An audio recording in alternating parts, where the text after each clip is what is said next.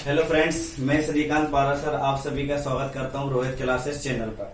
पिछली क्लास में अम्ल क्या होते हैं, क्षार क्या होते हैं, सारी चीजें अपन ने डिस्कस कर ली थी और किस पदार्थ में कौन सा अम्ल पाया जाता है ये भी चीजें अपन ने पढ़ ली थी और उसके इम्पोर्टेंट पॉइंट्स जो पेपर के पॉइंट ऑफ व्यू से बहुत ज्यादा इंपॉर्टेंट थे वो सारी चीजें अपन डिस्कस कर चुके हैं। ना आज का टॉपिक क्या है, लवण या सॉल्ट। आज क्या पढ़ने वाले हैं अपन, आज पढ़ने वाले हैं अपन लवण या सॉल्ट।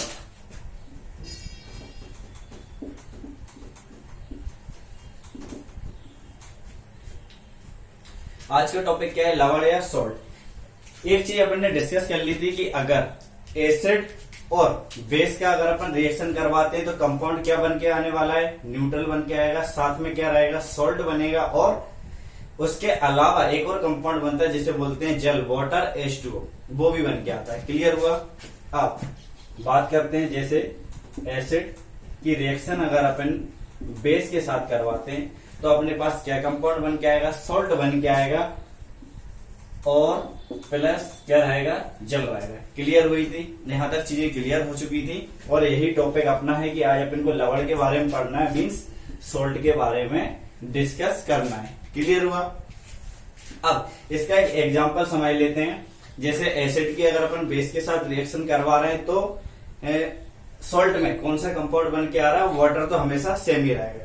क्लियर। अब देखते हैं एसिड में अपन ने लिया HCl, मान लो कुछ भी ले सकते हैं, ठीक है, जितने भी एसिड्स हैं आप वहां पे ले सकते हो। तो अपन ने HCl लिया और बेस में अपन ने लिया NaOH। क्लियर हुआ। अपन ने कल देखा था कि बेस कौन कौन से रहते हैं, तो उसमें अपन ने कुछ इंपोर्टेंस जो थे वो अपन ने क्लियर कर लिए थे, जैसे कि मैग्नीशियम हाइड्रोक्साइड था, ठीक है, और कैल्शियम हाइड्रोक्साइड था, सोडियम हाइड्रोक्साइड था, नॉर्मली ये सारी चीजें, ठीक है। तो अपन ने कंसीडर किया सोडियम हाइड्रोक्साइड। अब यहाँ पे क्या देखा अपन ने कि सॉल्ट बन के आएगा, मतलब कि लवण बन के आएगा। तो सोडियम और क्लोरीन, तो सॉल्ट क्या बन जाएगा, NaCl। क्लियर होगा ये चीज। और बचा हुआ क्या रहेगा, एक हाइड्रोजन एक हाइड्रोजन दो हाइड्रोजन और एक ऑक्सीजन। क्लियर हुआ। तो ये अपन ने क्या समझा, एग्जाम्पल समझा है किसका, कि अगर आप एसिड की रिएक्शन बेस के साथ करवाते हो तो हमेशा सॉल्ट बन के आएगा और साथ में जल बन के आएगा H2O। इस बात क्लियर हो गई। अब कुछ इंपॉर्टेंट इंफॉर्मेशन देख लेते हैं किसके बारे में, अबाउट NaCl या सोडियम क्लोराइड के बारे में। सभी लोग जानते हैं कि सोडियम क्लोराइड का उपयोग कहां पे करते हैं, घर में किया जाता है, साधारण नमक बोला जाता है। इसके अलावा और कुछ इंपॉर्टेंट सॉल्ट देख लेते हैं। जैसे कि बात करी जाए NaHCO3, सोडियम बाइकार्बोनेट, ये भी क्या है, एक तरह का सॉल्ट है जो घर में यूज किया जाता है। क्लियर। तो इसका उपयोग कहां पे करेंगे, जैसे सोडियम बाइकार्बोनेट का उपयोग किया जाता है, खाने का सोडा भी इसको बोलते हैं। सोडियम बाइकार्बोनेट को नॉर्मली घरों में यूज किया जाता है और पेट की अम्लता दूर करने में भी सोडियम बाइकार्बोनेट का उपयोग किया जाता है। क्लियर हुआ। चलो आगे देखते हैं। इसके अलावा जैसे कि बात की जाए सोडियम हाइड्रोक्साइड की, ये क्या है, बेस है और इसका उपयोग कहां पे करते हैं, सभी के अपन मतलब उपयोग देख रहे हैं जनरली, ठीक है, अपन को नॉर्मली याद होने चाहिए। तो सोडियम हाइड्रोक्साइड का उपयोग कहां पे करते हैं, इसका नाम क्या होता है, कास्टिक सोडा रहता है और इसका उपयोग किया जाता है साबुन बनाने में। क्लियर। बहुत सारी चीजें हमने जो मेटल्स पढ़े थे तो उनके कंपाउंड्स में देख लिए थे कि कहां कहां पे किसका उपयोग हो रहा है। क्लियर। अभी अपन रिकॉल कर रहे हैं उसको। पोटेशियम नाइट्रेट एक रहता है, potassium nitrate. Clear. Potassium nitrate का उपयोग कहां पे करते हैं, बारूद बनाने में। क्लियर। ये सर नॉर्मली जनरली इंफॉर्मेशन थी, बहुत सारे जो कंपाउंड्स हैं जनरली जो यूज होते हैं। यहां तक बातें क्लियर हो चुकी हैं, ठीक है। अब आगे चलते हैं इसमें।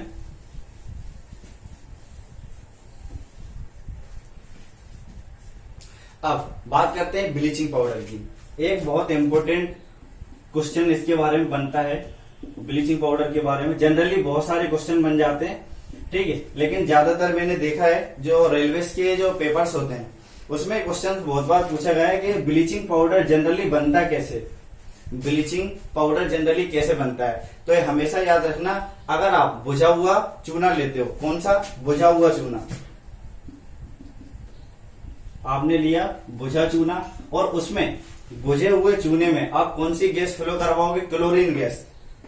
आपने क्लोरीन गैस फ्लो करवाई तो जो कंपाउंड बन के आएगा वो आएगा कैल्शियम हाइपोक्लोराइड क्या बन के आता है, कैल्शियम हाइपोक्लोराइड बन के आता है, और इसी को बोला जाता है ब्लीचिंग पाउडर। इसी को क्या बोलते हैं, ब्लीचिंग पाउडर बोलते हैं। क्लियर। एक क्वेश्चन पूछा गया है किसमें, अभी रेलवे के जेई का जो एग्जाम हुआ था उसमें क्वेश्चन पूछा गया था कि अगर बुझे हुए चूने का किसके साथ अपन रिएक्शन करवाएंगे कि अपना ब्लीचिंग पाउडर बन जाएगा। ये बात क्लियर हुई। तो बुझे हुए चूने को अगर अपन क्लोरीन के साथ रिएक्शन करवाएंगे तो क्या बन के आएगा, CaOCl2 मतलब कैल्शियम हाइपोक्लोराइड, और इसी को बोला जाता है ब्लीचिंग पाउडर। इतनी बात क्लियर हो गई। अब इसके अलावा जब मैंने कैल्शियम पढ़ाया था तो उसके कंपाउंड बताए थे कि बुझा हुआ चूना क्या होता है, बिना बुझे हुए चूना क्या होता है, लाइम किसे बोलते हैं। क्लियर। तो बुझे हुए चूने का फॉर्मूला क्या होता है, कैल्शियम ऑक्साइड। क्लियर। CaO क्या होता है, कैल्शियम ऑक्साइड को क्या बोलते हैं, बुझा हुआ चूना बोलते हैं। ये बात जनरली क्लियर हो गई थी। ये वाला बहुत ज्यादा इंपॉर्टेंट क्वेश्चन है, पूछा गया है, ठीक है, रेलवे में। इतना हुआ। इसके अलावा एक क्वेश्चन और पूछा जाता है कि ब्लीचिंग पाउडर की खोज कब हुई थी। ब्लीचिंग पाउडर की खोज हुई थी 1799 में। कब हुई थी, 1799 या 1799 में। किस कब हुई है, 1799 में खोज हुई है ब्लीचिंग पाउडर की। क्लियर।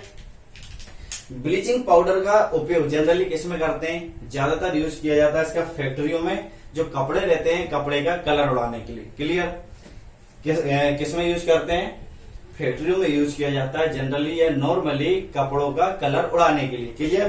किसका, 1799 में इसकी खोज हुई है। ब्लीचिंग पाउडर का उपयोग कहाँ पे करते हैं ये भी अपन ने देख लिया। क्लियर होगा। अब क्या है, जब भी आप सब लोग जो भी पढ़ रहे हो तो बहुत सारी जो रिएक्शंस रहती है, या इसके अलावा आप देख रहे हो टर्मिनोलॉजी है, किसकी खोज कब हुई है, तो इनको एक दूसरे से इंटरलिंक करके पढ़ते चलिए। आप लोगों की केमिस्ट्री की क्लासेस लग रही है, एमपीजी की क्लासेस लग रही है, और हिस्ट्री की क्लासेस भी स्टार्ट हो चुकी है, वो भी लग रही है। तो बहुत सारे टर्म्स ऐसे आएंगे या डेट्स आपको आएगी हिस्ट्री में जो आपके किससे रिलेटेड रहेगी, कुछ ना कुछ आप ईयर्स को याद रखना, तो उससे आपके यहाँ पे केमिस्ट्री में भी यूज होगा और हिस्ट्री में भी यूज होगा। ठीक है। आगे आज चल के आप पढ़ोगे कि टीपू सुल्तान की मृत्यु कब हुई है, 1799 में हो गई थी, और अभी अपन ने देखा ब्लीचिंग पाउडर की खोज कब हुई है, 1799 में। तो आप इंटरलिंक करके अगर बहुत सारी चीजें पढ़ोगे तो आपका बहुत सारा सिलेबस, ठीक है, क्लियर होता चलेगा और आप कंफ्यूज भी नहीं होंगे। यहां तक चीजें क्लियर हो चुकी हैं। अब आप बात करते हैं लिटमस की। अभी अपन ने देखा था कि अम्ल जो रहता है वो नीले को लाल करता है और क्षार लाल को नीला करता है। तो अपन लिटमस देखते हैं कि लिटमस होता क्या है। क्लियर।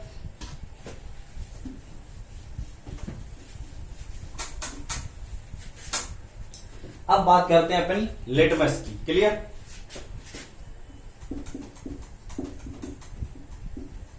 लिटमस के बारे में जनरली जो क्वेश्चन आता है वो क्या आता है, सबसे पहले जो लिटमस है वो लाइकेन प्रजाति का होता है। किस प्रजाति का रहता है, लाइकेन प्रजाति। लेकिन ये प्रजाति होती किसकी है, एक थैलोफाइटा समूह का क्या होता है, वृक्ष होता है, उसी की एक प्रजाति रहती है लाइकेन प्रजाति। उसी से क्या बनता है, लिटमस बनता है। क्लियर हुई।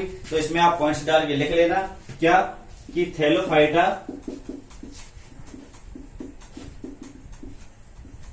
थैलोफाइटा समूह का एक वृक्ष रहता है, थैलोफाइटा समूह का एक वृक्ष रहता है, उसी की प्रजाति रहती है क्या, लाइकेन प्रजाति, लाइकेन प्रजाति। क्लियर होगा। थैलोफाइटा समूह का एक वृक्ष रहता है, उसी की एक प्रजाति रहती है लाइकेन प्रजाति। इसी से क्या बनता है, लिटमस पेपर बनाया जाता है। यहां तक बात क्लियर हुई। लेकिन पेपर्स में कभी कभार क्या पूछता है, वो लाइकेन प्रजाति नहीं देता है। सभी को यहां तक पता है कि जो लिटमस पेपर है वो लाइकेन से बनता है, लेकिन लाइकेन किसको मिला के बनाया जाता है, तो लाइकेन बनाया जाता है कवक और शैवाल को मिला के। जो लाइकेन है वो लाइकेन किस किस को मिला के बनाया जाता है, कवक और शैवाल। फंगस और एल्गी दोनों को अगर आप मिक्स करोगे तो क्या बनेगा, लाइकेन बनेगा। और ये जो प्रजाति है लाइकेन किसकी है, थैलोफाइटा समूह के वृक्ष की प्रजाति है, कौन सी, लाइकेन। क्लियर हुआ। और इसी से क्या बनाया जाता है, लिटमस पेपर बनाया जाता है।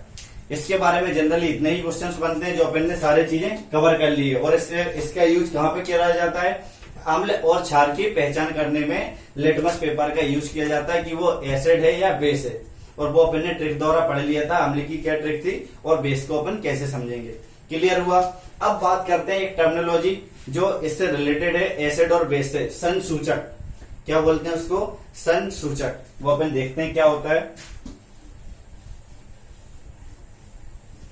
अब पढ़ते हैं संसूचक के बारे में।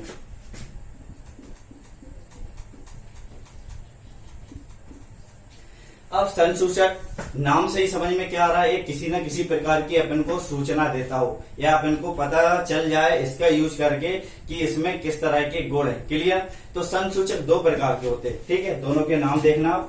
एक रहता है गंध संसूचक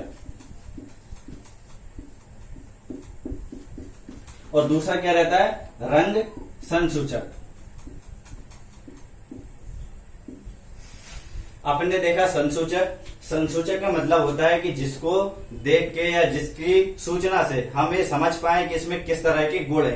तो ये दो तरह के होते हैं संसूचक, एक तो गंध संसूचक और एक रंग संसूचक। गंध का मतलब क्या है, जो अपन नॉर्मली देखते हैं, जो गंध आती है, ठीक है, स्मेल, उससे अपन समझ सकते हैं कि इसमें ये कौन सा पदार्थ है। और अगर रंग की बात करें तो कलर देख के पहचान सकते हैं कि ये कौन सा पदार्थ है। तो संसूचक कितने प्रकार के होते हैं, दो, गंध और रंग। क्लियर हुआ। अब बात करते हैं अपन गंध संसूचक की। गंध कौन कौन से पदार्थों में आती है, उसके कुछ एग्जांपल्स लेते हैं। सारे तो अपन डिस्कस नहीं करेंगे, लेकिन जो इंपॉर्टेंट है पेपर के पॉइंट ऑफ व्यू से वो अपन चीजें देखते हैं। नॉर्मली अगर बात करें प्याज, क्लियर, प्याज की गंध से ही पता चल जाता है, क्लियर, कि क्या है। उसके बाद बात करते हैं लौंग का तेल। लौंग का तेल, अगर लौंग का तेल है तो वो उसमें स्मेल आएगी, तो दूर से ही या स्मेल से पहचान सकते हो, क्लियर, कि वो लौंग का तेल है। तो इसी को क्या बोला जाता है, गंध संसूचक बोला जाता है। आप स्मेल से पहचान रहे हो, clear. Vanilla ice cream, vanilla ice cream, ये चीजें क्या है, ये चीजें किसमें आती हैं, अंडर द गंध संसूचक। मतलब आप देख के, आप मतलब गंध या स्मेल से पहचान रहे हो, उसे क्या बोलोगे, गंध संसूचक बोलोगे। यहां तक बात समझ में आई सही बच्चों को। अब बात करते हैं अपन रंग संसूचक की, मतलब आप कलर देख के पहचान लोगे कि ये कौन सा पदार्थ है, क्लियर। जैसे कि बात करें हल्दी, बात किसकी हो रही है, हल्दी की। आप देख के पहचान लेते हो पीला कलर है, मतलब कि हल्दी है, क्लियर हुआ। उसके बाद बात करते हैं हल्दी के अलावा एक पाया जाता है जिसे बोला जाता है हाइड्रेंजिया।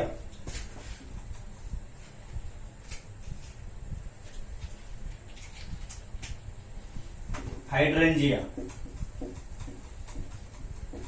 हल्दी होगा, हाइड्रेंजिया हुआ। उसके बाद बोला जाता है एक और पेडेमिया, एक रहता है पेडेमिया का फूल, मतलब एक्स्ट्रा बहुत सारी चीजें रहती है, ठीक है। अभी अपन ने क्या समझा, सबसे पहले लिटमस के बारे में देख लिया, उससे पहले सॉल्ट के बारे में समझ लिया क्या होता है, क्लियर। संसूचक के बारे में समझ लिया, दो तरह का होता है, गंध और रंग। गंध मतलब स्मेल से समझ जाओगे कौन सा पदार्थ है, और रंग मतलब किस तरह का कलर है, तो उस समय से आप उस पदार्थ के बारे में समझ सकते हो। यहां तक सारी चीजें क्लियर हो गई, क्लियर। अब बात करते हैं अपन पीएच स्केल की। नेक्स्ट इसी के अंदर टॉपिक आता है पीएच स्केल, बहुत ज्यादा इंपॉर्टेंट है।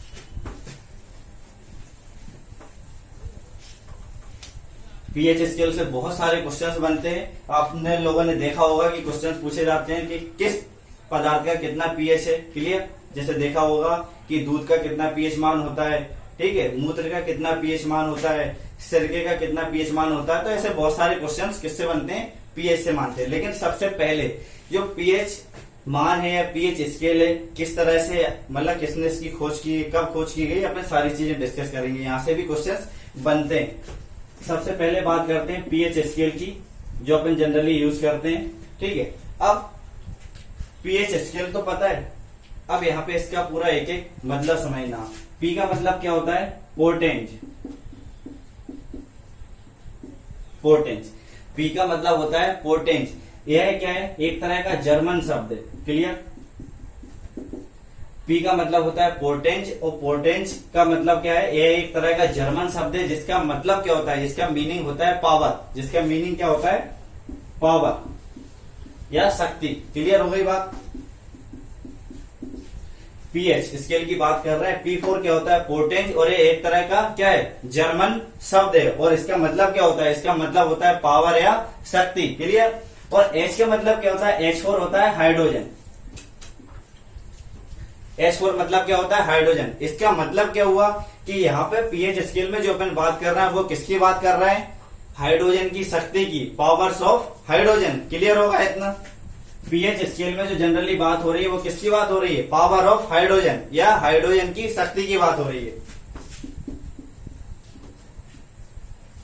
हाइड्रोजन की शक्ति किसके बारे में बात कर रहे हैं अपन? हाइड्रोजन की शक्ति के बारे में बात कर रहे हैं। कितनी हाइड्रोजन में पावर है, इतनी बात क्लियर हो चुकी। अब अपन बात करते हैं इसमें, आगे चलते हैं पीएच स्केल में।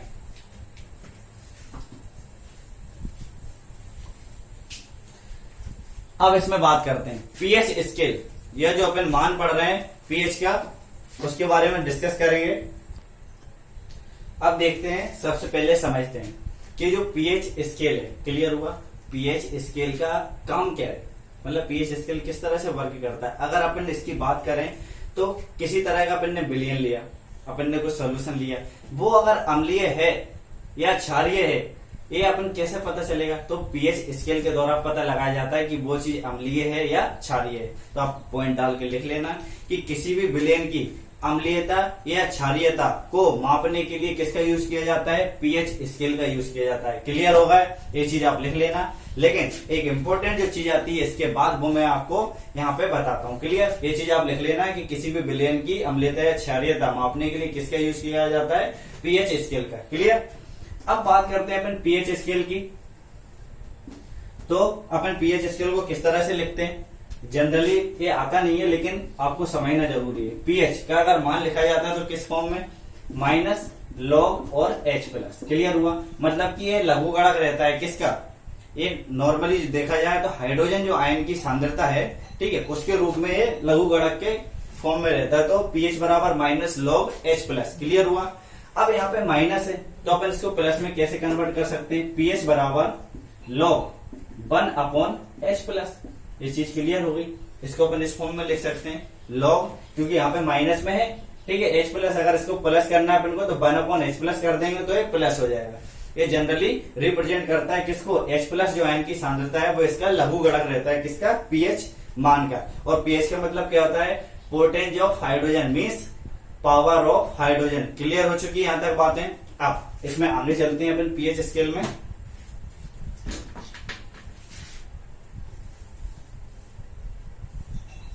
पीएच के बारे में और समझते हैं। देखो, पीएच की खोज किसने की है? एक वैज्ञानिक थे, डेनिस। क्लियर? डेनिस के एक वैज्ञानिक थे जिसका नाम क्या था? जिनका नाम था Soren Johnson. Soren Johnson, Johnson, ठीक है, सोरेन जॉनसन। ये नाम था किसका? एक वैज्ञानिक का नाम था जो कहां के रहने वाले थे? डेनिस। क्लियर? जो डेनिस के रहने वाले थे, डेनिस वैज्ञानिक थे सोरेन जॉनसन, और इन्होंने खोज कब की थी? 1909 में, 1909 में। क्लियर? 1909 में या 1909 में खोज की गई है किसकी? पीएच स्केल की। यहां तक बातें क्लियर हो गई। और किसका लघुगणक होता है ये भी क्लियर हुआ। पीएच मान किसके लिए यूज करते हैं ये भी चीज क्लियर हो चुकी है। अब एक बहुत मोस्ट इंपोर्टेंट, ठीक है, बहुत ज्यादा से ज्यादा इंपोर्टेंट है ये, इसको बहुत अच्छे से समझना। अगर ये चीज आपने समझ में आ गई तो आपके नॉर्मली 20 से 25 क्वेश्चन आप ऐसे ही बना लोगे ओरली। क्लियर? देखो, समझने की कोशिश करना।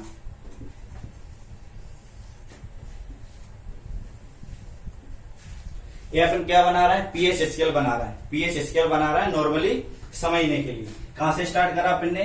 0, 1, 2, 3, 4, 5, 6, 7, 8, 9, 10, 11, 12, 13 और 14। क्लियर? जनरली समझने के लिए, ठीक है। अपन ने कहां से स्टार्ट करा? 0 से स्टार्ट करा और 14 तक पहुंचे। पीएच स्केल जो रहती है उसकी वैल्यू कहां से कहां तक रहती है? 0 से 14 तक रहती है। ये बात भी क्लियर हो चुकी है। अब बात करते हैं, एक चीज अपन ने समझी थी, अगर पीएच की वैल्यू 7 से कम होती है तो वो क्या होगा? अम्ल रहेगा, और 7 से ज्यादा रहेगा तो वो क्षार रहेगा, मतलब कि बेस रहेगा। लेकिन अगर कोई वैल्यू पीएच 7 है, इसका मतलब क्या है? कि वो न्यूट्रल है, उदासीन है, उसमें कुछ भी ना एसिडिक है ना बेसिक है। ये बात क्लियर हो चुकी है। अब 7 पे सारी चीजें न्यूट्रल है, ये बात अच्छे से समझ में आ गई। अब बहुत अच्छे से समझने की कोशिश करना। अगर अपन 7 से नीचे जाते हैं क्लियर हुआ। अगर पीएच की वैल्यू 7 से नीचे जाती है तो क्या है, अम्ल है, और 7 से इधर जाती है तो क्या है, क्षार है, बेस है। ये बात सबको क्लियर है। अब एक पॉइंट समझना आप,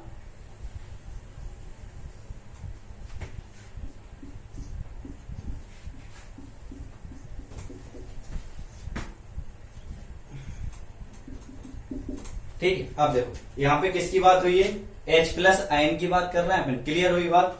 मतलब कि H+ आयन, क्लियर, और जो बाकी का हिस्सा बचा हुआ वो किसकी बात हो रही है, OH नेगेटिव की बात हो रही है। क्योंकि अपन ने अभी बात करी है जब अम्ल और क्षार पढ़ रहे थे दो चीजों के बारे में, एक H+ आयन और एक OH नेगेटिव, क्लियर हुआ।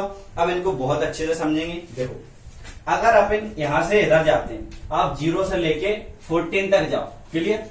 अगर आप 0 से लेके 14 तक जाते हो तो आपका जो H+ आयन है वो यहाँ पे मैक्सिमम है, 0 पे तो मैक्सिमम है। ये चीज समझ में आई, 0 पे मैक्सिमम है, लेकिन वो धीरे धीरे धीरे धीरे धीरे 14 पे जाते हुए क्या हो रहा है, कम हो रहा है। पहला पॉइंट समझ में आया। अब बात करते हैं 14 पे पहुंचे अपन। 14 में अपन ने देखा कि जो OH है, OH तो यहाँ पे नेगेटिव है, मतलब कि मैक्सिमम हालत में, क्लियर। 14 पे OH नेगेटिव मैक्सिमम है, लेकिन जैसे धीरे धीरे धीरे धीरे अपन कहां पे पहुंचे, 0 पे, तो OH नेगेटिव की वैल्यू क्या हो गई, कम हो गई। दो पॉइंट क्लियर हो गए अपने कि अगर 0 से लेके 14 तक आप जाते हो तो H+ आयन की जो वैल्यू है वो कम हो रही है, और 14 से 0 पे आप आते हैं तो OH नेगेटिव की वैल्यू कम हो रही है। ये बात क्लियर हुआ। मतलब कि 0 पे H+ मैक्सिमम है और 14 पे OH नेगेटिव मैक्सिमम है। ये बात बिल्कुल अच्छे से समझ में आई। अब बात करते हैं अपन आगे। 7 पे अपन ने क्या देखा, न्यूट्रल देखा। ये बात क्लियर हुई। अब आप क्या करना, सेम इसी तरह टेबल बनाना, पीएच स्केल बनाना, और आप कैसे पॉइंट्स लिखोगे। देखो अगर आप 7 से लेके लेफ्ट की तरफ जाते हो, 7 से लेके आप लेफ्ट की तरफ जाते हो तो कौन कौन सी चीजों पर फर्क पड़ रहा, उन्हें आप इस साइड लिख लेना यहाँ पे, क्लियर। और आप 7 से लेके 14 की तरफ जाते हो तो आपको कौन कौन सी चीजों में फर्क पड़ रहा उन्हें आप इस साइड लिख लेना, तो आपको बिल्कुल भी दिक्कत नहीं आएगी ये चीज समझने में, क्लियर हुई। अब देखो, अब मैं समझाता हूं आपको, आप पॉइंट्स बना के लिखते चलना। अगर आप यहां से लेके 0 की तरफ जाते हो, अगर आप लेफ्ट की तरफ जाते हो तो क्या फर्क पड़ेगा। सबसे पहले जो अम्लीय मान है, किसकी बात कर रहे हैं अपना, अगर आप यहां से लेके इधर की तरफ जा रहे हो तो क्या हो रहा है, अम्लीय मान बढ़ रहा है। देखो 7 की बात करिए अपन ने, ये 7 है, इसको अपन न्यूट्रल मान रहे हैं। अगर आप इधर जा रहे हो तो H+ की वैल्यू यहाँ पे बढ़ रही है कि नहीं, H+ मान मैक्सिमम है कि नहीं, है कि नहीं, H+ मैक्सिमम। और H+ किस में आ रहा था, ये भी अपन समझ लो, अम्ल में आ रहा था, एसिड में। ये किस में आ रहा था, बेस में आ रहा था। ज्यादा कंफ्यूज होने की जरूरत ही नहीं है। मतलब कि अगर आप 7 से लेके इधर जा रहे हो लेफ्ट की तरफ, मतलब कि एसिडिक मान बढ़ रहा है, मतलब कि अम्लीयता बढ़ रही है। ये चीज क्लियर हुई यहां से लेके लेफ्ट जाने पे। दूसरी बात, अगर अपन बात करें यहां से लेके जब इधर जा रहा है तो H+ मान भी बढ़ रहा है। 2 पॉइंट हो गए, अम्लीयता बढ़ रही है और H+ मान बढ़ रहा है। अब वो अम्लीयता इसलिए बढ़ रही है क्योंकि H+ मान बढ़ रहा है। ये बात क्लियर हुई। अब जब इधर यहां से इधर आ रहे हो, H+ मान बढ़ रहा है तो सिंपल सी बात है तो OH नेगेटिव का मान कम हो रहा होगा। तीसरा पॉइंट हो गया आपका क्लियर। चौथा, जब आप यहां से लेके यहां तक आ रहे हो, आपकी अम्लीयता बढ़ रही है तो कॉमन सी बात है क्षारीयता कम हो रही होगी। तो आप इधर कितने पॉइंट्स लिख लोगे, ये समझ में आ गए पॉइंट्स आपको कैसे लिखना है। आप यहाँ पे 4 पॉइंट्स अपने कंप्लीट कर सकते हो। उसके बाद सेम आप इधर आइए, ठीक है। अगर आप 7 से लेके इधर जाते हैं, मतलब कि दाएं तरफ जाते हैं पीएच स्केल में, तो क्या होगा, सिंपल सी बात है, यहाँ पे अम्लीयता का प्रभाव क्या हो रहा था, बढ़ रहा था। तो यहाँ पे क्या होगा, क्षारीयता का प्रभाव बढ़ेगा, क्लियर। यहाँ पे H+ आयन बढ़ रहे हैं, इधर OH नेगेटिव मान बढ़ रहा है, ये भी क्लियर हुआ। इधर आए थे तो OH का जो मान है वो कम हो रहा था, इधर जाएंगे तो H+ का मान कम हो रहा है, ये भी पता है। इधर आए थे अपन तो क्षारीयता कम हो रही थी और इधर जाएंगे तो अम्लीयता कम होगी। सिंपल सा। अगर अपन ने एक पॉइंट अच्छे से समझा तो जस्ट उसका अपोजिट क्या होगा, दूसरा पॉइंट होगा। इतनी सारी बातें क्लियर हो गई, अपन ने सारी बातें देख ली है कि पीएच स्केल किस तरह से वर्क करती है। अगर आप अच्छे से समझ गए होगे तो जितने भी रिलेटेड बहुत सारे जो क्वेश्चन बनते हैं या कंफ्यूज करते हैं वो आपको सारी बातें क्लियर हो गई होंगी। यहां तक क्लियर हुआ। एक और इम्पोर्टेंट पॉइंट है जहां बच्चे कंफ्यूज होते हैं, क्या, यहाँ पे पूछा जाता है कि प्रबल अम्ल और प्रबल क्षार, उनका पीएच मान पूछा जाता है। तो लोग क्या बोलते हैं कि जो प्रबल अम्ल है मतलब कि बहुत ज्यादा ताकतवर होगा, इसीलिए जो प्रबल अम्ल रहेगा मतलब कि बहुत ज्यादा सॉलिड, उसी मतलब जो लोग जनरली सोचते हैं प्रबल का मतलब कि बहुत ज्यादा ताकतवर होगा, उसी का पीएच मान सबसे कम होगा। समझने के लिए क्लियर, अगर कहीं लिखा के आता है कि प्रबल अम्ल का पीएच मान पूछे तो लोग क्या सोचेंगे बहुत ज्यादा होगा, लेकिन नहीं, प्रबल अम्ल है तो उसका पीएच मान बहुत ज्यादा कम होगा, सबसे कम होगा। और अगर वो प्रबल क्षार है तो उसका पीएच मान क्या होगा, सबसे ज्यादा होगा। ये बात समझ में आ गई। ये बहुत बार क्वेश्चन पूछा जाता है और यहाँ पे लोग स्टूडेंट्स गलती कर देते हैं। क्लियर, अगर वो प्रबल अम्ल है तो उसका पीएच मान बहुत कम होगा, और अगर वो प्रबल क्षार है तो उसका पीएच मान बहुत ज्यादा होगा। ये बात क्लियर हो चुकी।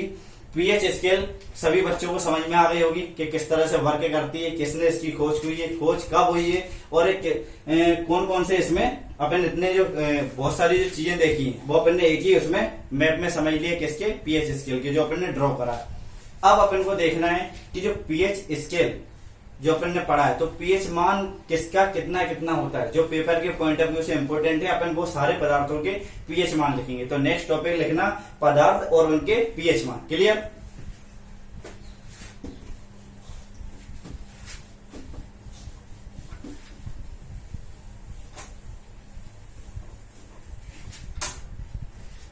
चलिए अब डिस्कस करते हैं। अपन बहुत सारे पदार्थ देखेंगे इंपॉर्टेंट और उनके पीएच मान देखेंगे। सबसे पहला जो देखा जाता है जठर रस, ये आप लिखते चलना, बहुत ज्यादा जो इंपॉर्टेंट है वो ही सारे अपन वो लिखेंगे। जठर रस, इसका पीएच मान कितना होता है? जठर रस का पीएच मान होता है 1.2 से लेके 1.8 तक, 1.2 से लेके 1.8 तक। वेरी कहां से कहां तक करता है? 1.2 से लेके 1.8 तक। इसका जठर रस का, ठीक है, जो अमाशय का रस पाया जाता है उसी को जठर रस बोलते हैं। क्लियर होगा?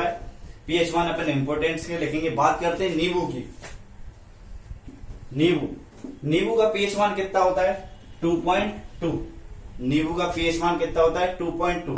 अगर इसको याद रखने की भी नॉर्मली क्या है, 2 रुपए में 2 नींबू ले लो आप। क्लियर हुई बात? नींबू का कितना है? 2.2। अब आगे चलते हैं अपन, आगे बात करते हैं अपन किसकी? लार की। लार, ठीक है, लार का पीएच मान कितना होता है? बहुत बार पूछा जाता है 6.5। क्लियर, बहुत सारे जो टर्म्स है नॉर्मली सभी को याद होने चाहिए, इनसे पीएच मान जनरली पूछ लेता है पेपर्स में, रेलवेज में या व्यापम्स में। क्लियर, अब बात करते हैं दूध की। क्लियर, किसकी बात हो रही है? दूध की हो रही है। दूध में कितना होता है? 6.4।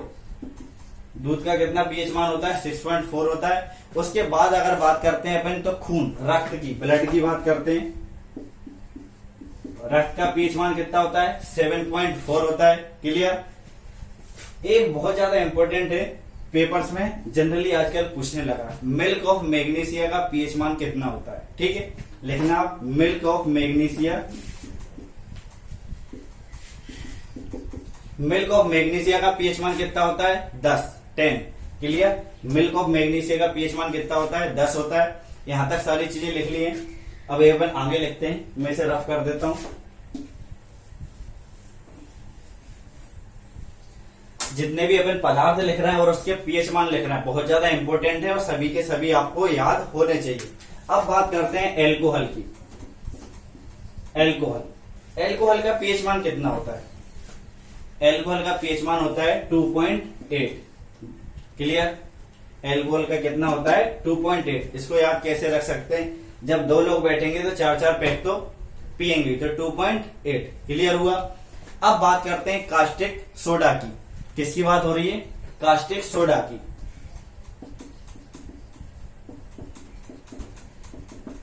कास्टिक सोडा, इसका पीएच मान भी इंपॉर्टेंट है बहुत ज्यादा, क्योंकि इसका और समुद्री जल का, कास्टिक सोडा और समुद्री जल दोनों का पीएच मान सेम होता है। कितना? 8.4। समुद्री जल और कास्टिक सोडा दोनों का पीएच मान कितना होता है? 8.4 होता है। यहां तक बातें क्लियर हुई? उसके बाद देखते हैं मूत्र, यूरिन जो रहता है उसका पीएच मान कितना होता है? 6। मूत्र है, यूरिन का कितना होता है? 6 रहता है। क्लियर हो गई ये चीजें बातें? और सिरका, एक चीज और, सिरका का कितना होता है? 2.4 होता है। जितने इंपॉर्टेंट थे पदार्थ पेपर के पॉइंट ऑफ व्यू से अपन ने उन सबके पीएच मान लिख लिए। यहां तक बातें क्लियर हो चुकी। और पिछली क्लास में जो अम्ल थे जितने इंपॉर्टेंट, किसमें कौन से पदार्थ में कौन सा अम्ल पाया जाता है, वो भी अपन ने सारी चीजें डिस्कस कर ली। यहां तक हुई? अब पीएच वैल्यू जो रहती है उससे रिलेटेड कुछ पॉइंट्स हैं इंपॉर्टेंट जो दैनिक जीवन में यूज होते हैं, वो अभी अपन डिस्कस करने वाले हैं। मैं बताता चलूंगा और आपको पॉइंट टू पॉइंट लिखते चलना, बहुत ज्यादा इंपॉर्टेंट है।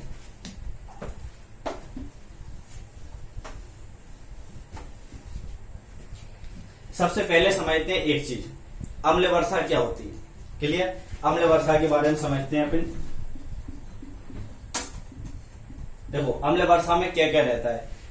अम्ल वर्षा की बात करें तो इसमें सल्फर डाइऑक्साइड रहती है, नाइट्रोजन ऑक्साइड रहती है और कार्बन मोनो ऑक्साइड रहती है। जब इन तीनों का मिक्सअप होता है, क्लियर, किसका, सल्फर डाइऑक्साइड, नाइट्रोजन ऑक्साइड और कार्बन मोनो ऑक्साइड, जब ये तीनों गैसेस मिल जाती हैं तो किसका निर्माण होता है, अम्ल वर्षा का। क्लियर हुई? जब भी अम्ल वर्षा होती है, जो बारिश होती है एसिडिक फॉर्म में, तो उसमें तीन जो गैसें बहुत ज्यादा इंपॉर्टेंट रखती हैं, SO2, NO2 और कार्बन मोनोऑक्साइड। ये तीनों चीजें क्लियर हुई? ये तीनों बहुत ज्यादा इंपॉर्टेंट है। ये चीज क्लियर हुई कि जब भी अम्ल वर्षा होगी तो उसमें तीन गैसेस बहुत ज्यादा इंपॉर्टेंट रहेंगी, सल्फर डाइऑक्साइड, नाइट्रोजन ऑक्साइड और कार्बन मोनोऑक्साइड।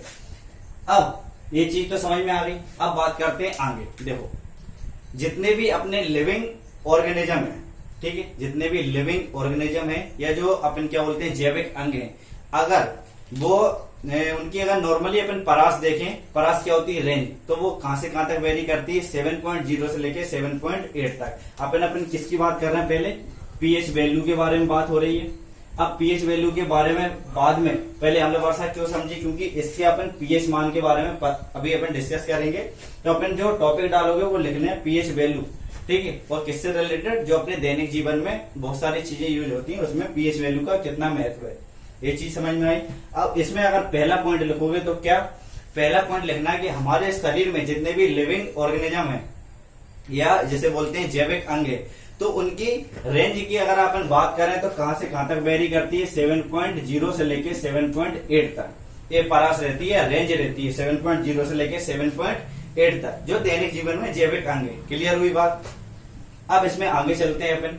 आगे जब चल रहे हैं तो एक चीज और अपन ने अभी समझ ली कि अगर पीएच की वैल्यू 5.6 से कम हो जाए, अपन ने अम्लीय वर्षा की बात करी अभी, तो अगर पीएच वैल्यू अपनी 5.6 से कम हो जाए, जब वायुमंडल की जो पीएच वैल्यू 5.6 से कम हो जाएगी तो क्या होगी, अम्ल वर्षा होगी। ये सेकंड पॉइंट होगा अपना।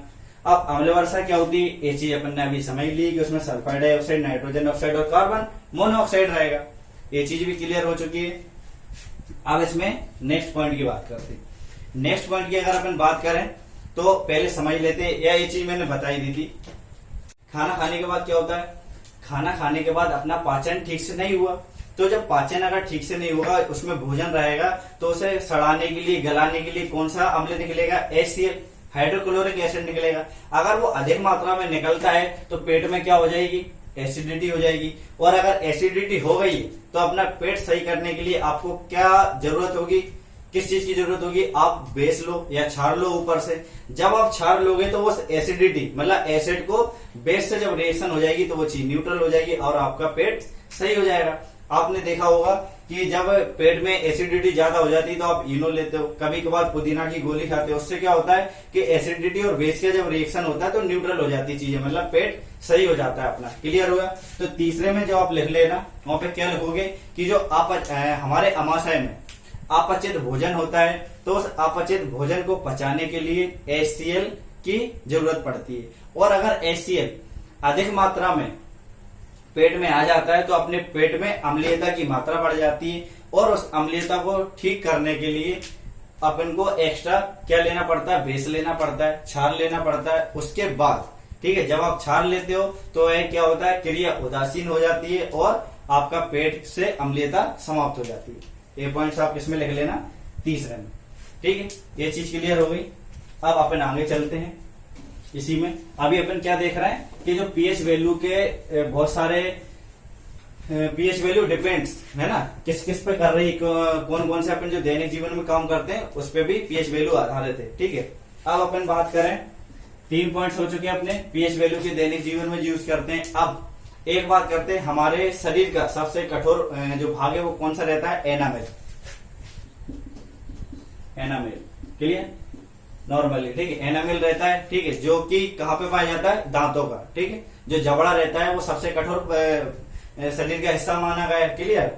तो उसमें क्या किस किस का बना होता है, कैल्शियम और फास्फोरस के, ये भी चीज अपन समझ चुके हैं। अस्थियां और दांतों में नॉर्मली जो कैल्शियम पाया जाता है, अगर यहाँ पे पीएच वैल्यू 5.5 से कम हो जाए, क्लियर, अगर यहाँ पे एनामेल जो रहता है, अगर यहाँ पे पीएच वैल्यू 5.5 से कम हुई तो एनामेल क्या होगा, तो आपका गलने लगेगा। अगर पीएच वैल्यू 5.5 से कम होती तो आपका एनामेल गलने लगेगा, जबकि ये सबसे कठोर भाग है शरीर का, क्लियर। अब ये गलने क्यों लगता है, आपने खाना खाया, खाना खाने के बाद देखा होगा कि खाना दांतों में फंसा रह जाता है, क्लियर।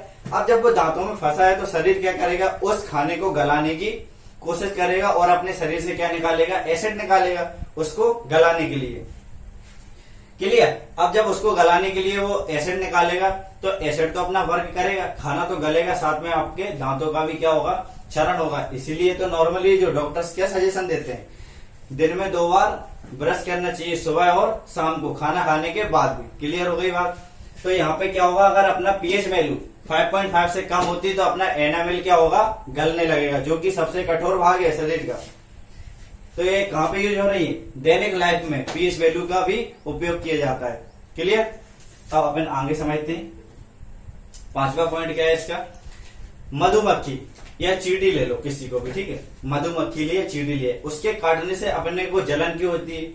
देखो, अगर मधुमक्खी या चींटी ने काटा तो वो क्या करेगा, अम्ल, जो फॉर्मिक अम्ल रहता है या मेथनोइक अम्ल जिसे बोलते हैं, तो वो शरीर में फैलेगा। जब वो स्प्रेड होगा शरीर में तो जलन होगी।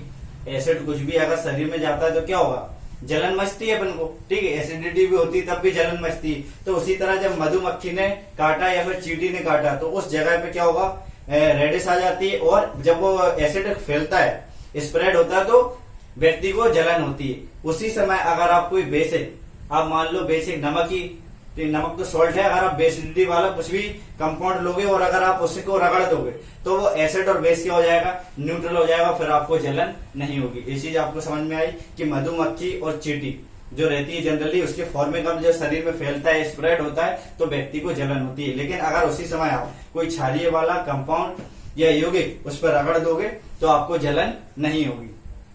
ये बात क्लियर हुई। अब आगे और समझते हैं अपन दैनिक जीवन में और कहां पे इसका उपयोग किया जाता है। मोस्ट इंपोर्टेंट, ये पॉइंट क्या है, मोस्ट इंपोर्टेंट पॉइंट है पेपर के पॉइंट ऑफ व्यू से, और बहुत इसके अलावा भी, ठीक है, दैनिक जीवन में भी ये बहुत ज्यादा इंपोर्टेंट है। जो लोग शराब पीकर गाड़ी चलाते हैं, जो लोग शराब पीकर गाड़ी चलाते हैं, उसके बाद आपने देखा होगा कि पुलिस उन्हें रोकती है और चेकिंग करती है, ठीक है, रोका और माउथ में एक, ठीक है, वो लगाया उन्होंने मीटर लगाने के बाद वो क्या करते हैं, बोले इसमें फूंको। जब वो उसमें अपन जनरली व्यक्ति फूंकता है तो वो किसकी चेकिंग करते हैं, एसिड बेस रिएक्शन पे बेस्ड रहता है वो उनका इंस्ट्रूमेंट, क्लियर। जब व्यक्ति ने उसमें फूंका तो उसमें एसिड और बेस उस पे के रिएक्शन पे बेस्ड है, तो वहां पे वो पता चल जाएगा अपने को कि एक व्यक्ति ने कितना एल्कोहल कंटेन किया हुआ है, क्लियर, मतलब एल्कोहल की उसने कितनी मात्रा ड्रग की हुई है। तो यहाँ पे बात करते हैं शराब पीकर जो लोग गाड़ी चलाते हैं, जो लोग शराब पीकर गाड़ी चलाते हैं तो पुलिस वाले जो इंस्ट्रूमेंट लेके रहते हैं जिससे वो चेक करते हैं कि इसने शराब पी है या नहीं, तो वो किस रिएक्शन पे बेस्ड रहता है। ये क्वेश्चन जनरली रेलवे के पेपर में एक बार पूछा गया है और अब इसके चांसेस बहुत ज्यादा हैं, क्लियर। जो चीज एक बार पूछी गई है वो बहुत बार आप पूछ सकते हैं, और जो बार बार रिटर्न होती रही है, बार बार आती है, वो भी बहुत ज्यादा इंपॉर्टेंट है, लेकिन उस पर इतना नोटिस नहीं कर सकते। वो एसिड बेस रिएक्शन किस पे बेस्ड रहता है, एसिड बेस रिएक्शन पे बेस्ड रहता है उनका इंस्ट्रूमेंट। जो शराब पीकर गाड़ी चलाते हैं उनको रोक के जो पुलिस वाले जो इंस्ट्रूमेंट यूज करते हैं वो किस पे बेस्ड है, एसिड बेस रिएक्शन पे। तो अपन ने कितना देखा, पूरा अम्ल पढ़ लिया, एसिड पढ़ लिए, बेस पढ़ लिए, सॉल्ट क्या होते हैं वो भी अपन ने डिस्कस कर लिए। यहाँ तक सारी बातें क्लियर हुई। उसके बाद कुछ टर्मिनोलॉजी इससे रिलेटेड थी वो भी सारी डिस्कस की है, और पीएच वैल्यू, ठीक है, पीएच मान के बारे में पढ़ा और पीएच वैल्यू भी सारी चीजें पढ़ ली हैं अपन ने। तो अपना ये टॉपिक जो था एसिड बेस और सॉल्ट का वो अभी कंप्लीट होता है।